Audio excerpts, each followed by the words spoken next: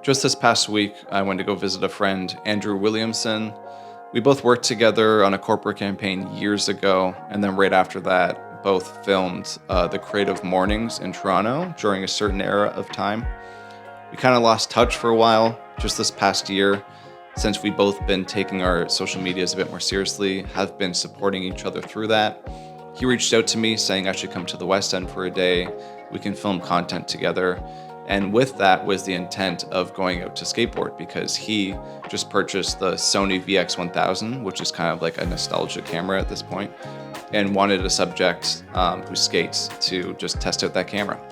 Unfortunately, that day kind of rained the whole day, so instead we just pointed a whole bunch of cameras at us and had a conversation. So in this video, I kind of shortened it down to specific topics that I thought were really interesting. So that's what you're about to see right now. Just like an author would sit down and like write for hours and hours and hours, and then edit and hone and continue to rewrite to tell a story. Like you kind of do the same thing, just with tools that are video cameras or photography cameras or whatever. It doesn't matter. But it's the same thing. So the most important part is like editing, and I don't mean like editing like just like post-production or things you're doing in Premiere, but like being very deliberate about what you choose to use or what visuals you use to like communicate. Right? Like I don't actually think of myself really as a photographer or as a filmmaker or anything like that. I just think of myself as a visual communicator in general.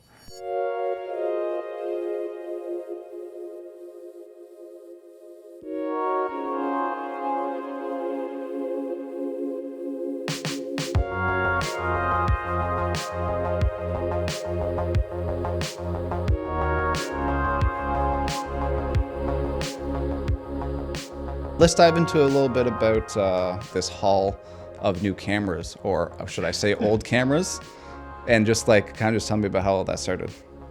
Yeah, I mean, I guess it's kind of funny that you almost never would have guessed this, but like film photography and kind of old analog cameras have really rebounded in popularity, strangely enough, with a generation that actually never remembers using them, essentially. So I feel like a lot of the young creators I meet, they're all kind of striving, they're like reaching for things that feel real and authentic, or that are imperfect. I think if you're the viewer, it kind of reminds you that this is real. Yeah. I think we're kind of used to just like overproduce things that are all fabricated and like fake. But as soon as you cut to that like more lo-fi, almost analog feeling footage, it's like, I think it just reminds people that it's like, this is real. This is a thing that actually happened.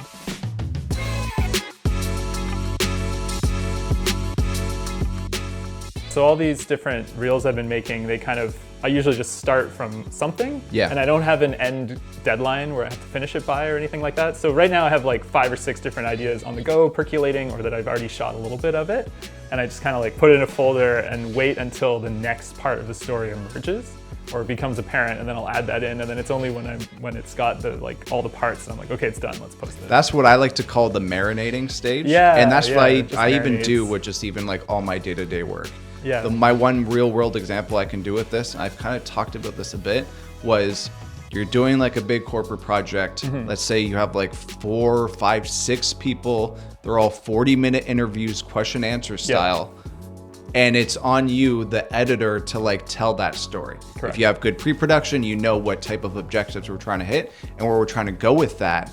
But you have now like a 2-hour timeline of answers. Correct. Where people might be answering the same question.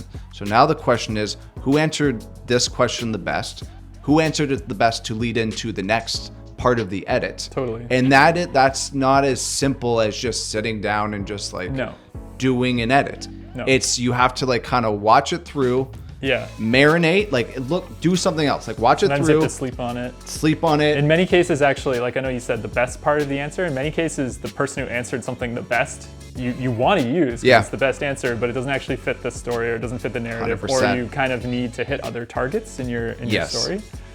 So you kind of have to throw away those good parts. That happens a lot. But editing is not like, it's not like difficult in its technical process. Correct. It's like the intellectual process of it that is the most tiring or kind of challenging. It's more like it's like a puzzle.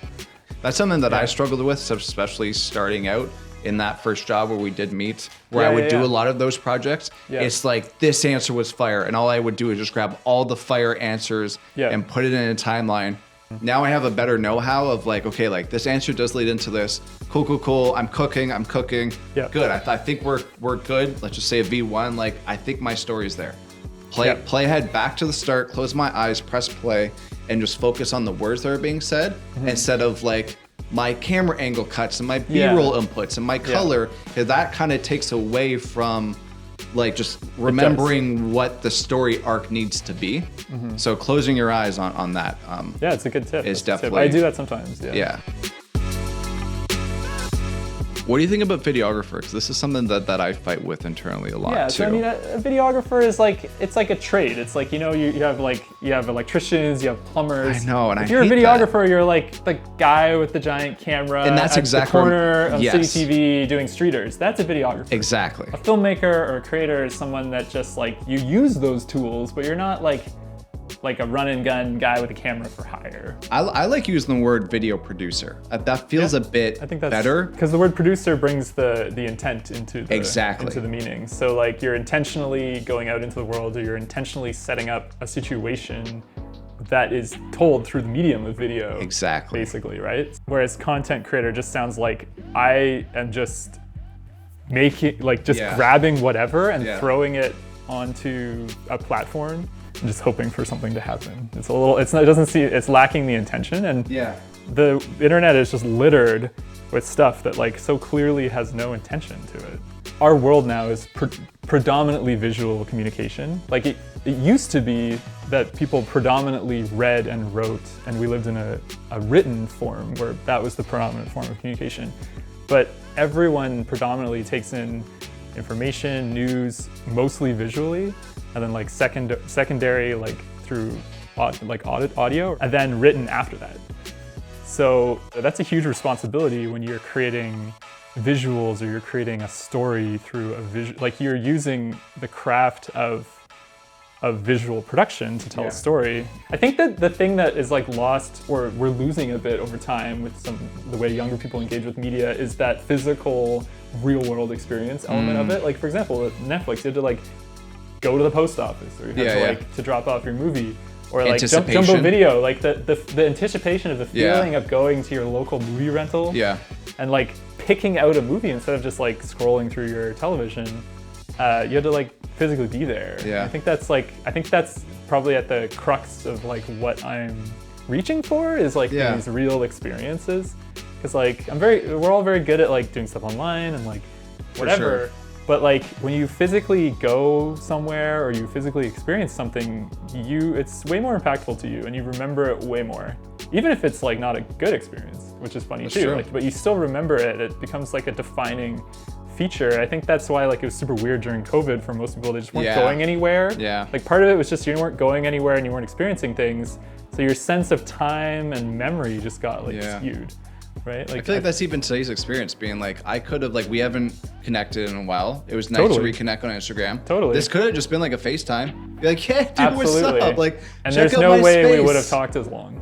But now, like, that's so different than me coming in here, 100%. Having little moments of me just like looking around, touching things. This camera's cool. Holy 100%. Crap, look at this. Like, oh, you have two FX30s. Like, whoa, I haven't seen like this camera in a minute. Like, all those little moments in between. Even driving here, the anticipation of just being I haven't seen Andrew in like so long. It's and like so what is fun. This weird commercial building in this how is parking like? What's the train sounds gonna be like? Like, I don't know, like all those little moments is what will make such a huge difference of like where I am in life in this second versus just taking that FaceTime call of you just being like, check it out. I'd be like, cool, you're making videos, great. Good to, Oh, you got some cameras pointing at you? Cool. For sure. Cool.